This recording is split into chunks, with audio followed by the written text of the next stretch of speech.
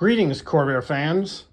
The subject matter of today's video is a steering column from a 1965 Chevrolet Corvair. Now, 1965 through 69 Corvairs are considered late model Corvairs, and they all had the same body style, but they had three different types of steering columns. The early 65s had a one-piece steering column, and they're the kind that would impale you in a front-end collision, resulting in immediate death. The later 65s and all the 66s had a two-piece steering column with a coupler, and this was an improvement safety-wise over the early 65 columns, and it was a bridge to the fully collapsible federally mandated steering columns that appeared in 1967, 68, and 69 Corvairs.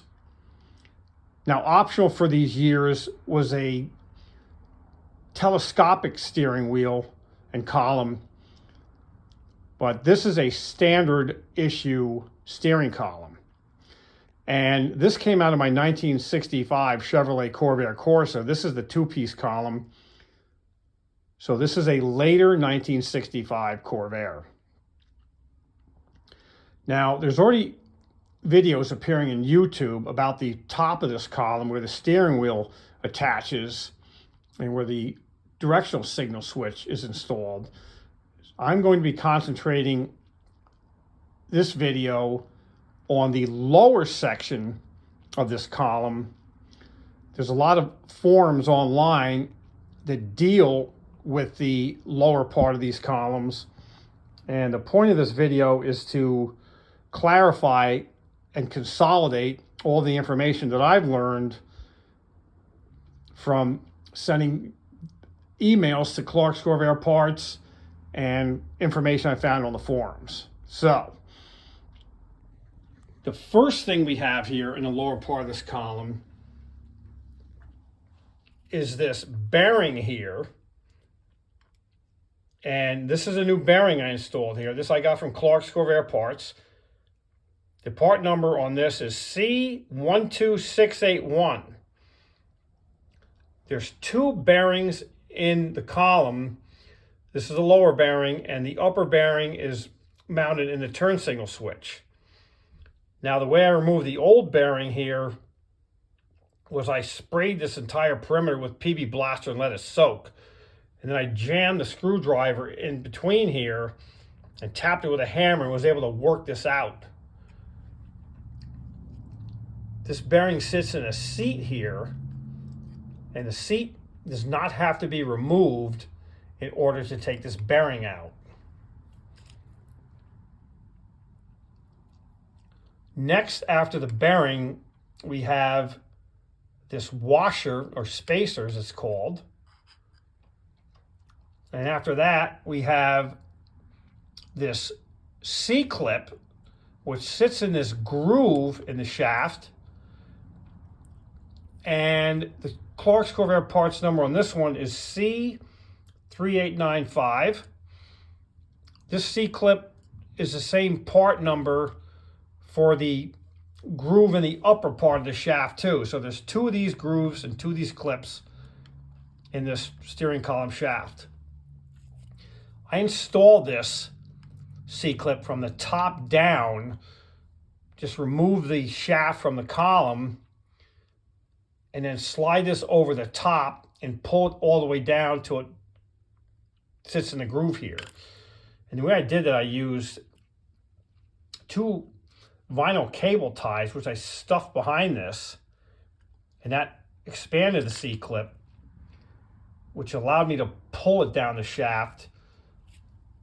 And it also stops the clip from stopping in the upper groove in the upper part of the shaft. Next thing after the C-clip, we have this spring. And we have this clamp. The clamp has a nut and bolt in it. The purpose of this is to take the play out of the steering column after this whole thing is installed in the car. And you slide this clamp up, which applies pressure to this spring, which applies pressure up here. And you're supposed to have 1/8 of an inch of play in and out on the steering wheel. And that's what this clamp and spring does. After that, we have this seal, and this is a Clark's Corvair Parts reproduction seal. And the number on that is C12681. And after that, we have this, what's called a seal bracket. And there's a flat part of the bracket, and that flat part faces towards the seal. After this bracket here, we have a clip, and this clip holds these two blocks in, and these blocks are on this post. There's a metal post in here, a pin, and that pin is pressed into the steering column shaft. And the general consensus on this pin is, if yours is good, leave it in there, because it has to be pressed out, and there's a likelihood that you're going to destroy the pin trying to press it out, and you'll never be able to find another one because they don't make them anymore. After that, we have this mystery spring here. Now, according to the online forums, this spring doesn't exist. Some people have said in the forums that it's completely and totally unnecessary. Other people have claimed to have found this spring in the bottom of their steering column. Now, this clip and these blocks and this spring were missing from my car when I bought it. And I got these parts from California Corvair Parts, and they sent this spring in the bag with the parts. So presumably all these parts came from the same parts car, and the spring is actually part of this assembly here. Now, after that, we have the coupler here. This coupler goes over top of this whole thing. The seal sits in the coupler, and then this spring clip goes into this groove, pops in there, and it holds this rubber seal in place. Now, big picture about the steering column. The general consensus is this steering column is very difficult to work on while it's in the car if you're replacing these parts or servicing these parts. So you're better off removing the entire column, and to do that, you need to remove the steering wheel, so you need a steering wheel puller. And you also have to remove the steering box and disconnect some of the steering assembly. And it makes it much easier to work on this. Now, the other issue is these steering columns are much easier to work on with the fuel tank removed from the car. And I'm replacing the fuel tank in this car, so it makes working on this much easier. Now, the problem with working on this while it's in the car with the fuel tank is this nut here on the back side of this clamp is virtually impossible to get to.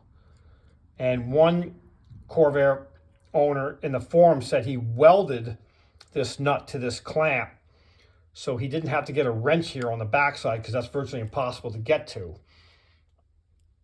The other issue is this piece here is mounted to the firewall, and these 3 bolts here are accessible from the inside of the car, and they're very easy to get to. But if you're working on this with the fuel tank installed in the car, there's a screw that goes in here that's accessed from the fender well side, which is virtually impossible to get to with the fuel tank and the fuel filler neck installed in the car. So if you can remove your fuel tank, it makes doing this project much easier. One forum user wrote that if you have the right tools and the right extensions, this work can be done with the fuel tank in the car. But the consensus is it's much easier to do it without the fuel tank in the car. So that's everything I've learned working with this. All the forums, emails to Clark's Corvair Parts, and hopefully it saves you some time and aggravation if you're rebuilding the steering column in your 65.5 to 66 Corvair.